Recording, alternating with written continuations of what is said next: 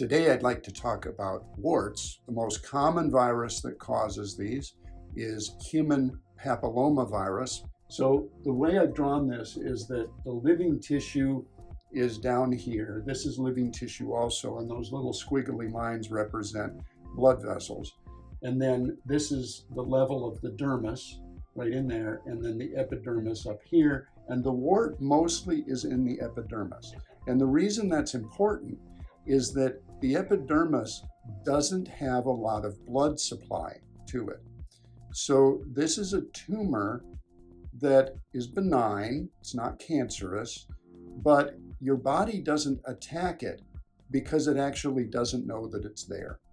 So in many cases, warts will just kind of gradually increase in number, but until they start invading down into the living tissue, they stay out here in the dead tissue, and your body doesn't really bother with them. So how do you get rid of warts?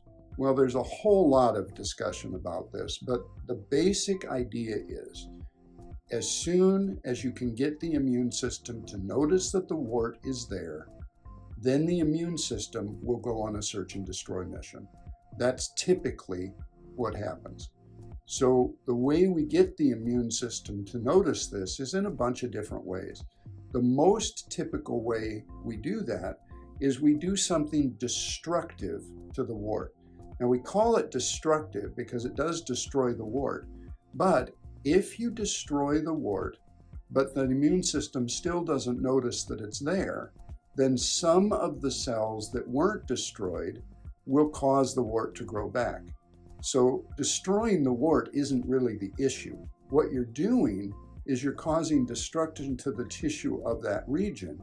And as a result, the immune system comes in to try to clean up that area and then says, my goodness, there's a wart here. I didn't know about that. And then it starts making antibodies and immune system response, and it actually kills off not only the wart itself, but also the cells that are also infected with the virus and are beginning to act in a wart-like way.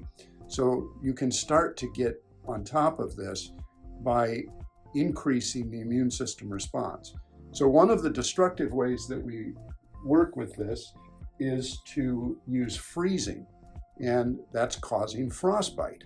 So the proper way to do this is actually to freeze it 2 times in a row. So you freeze it once, let it warm up, and then freeze it again.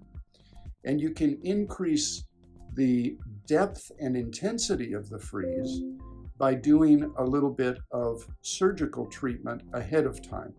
And this I often will do by using a scalpel and cutting off some of this wart. You just pare it down a little bit at a time, and I do this under magnification. And what I'm looking for is when I have pared down enough of the wart so that it just starts to have a little bit of bleeding from the capillaries that are going into the bottom of the wart.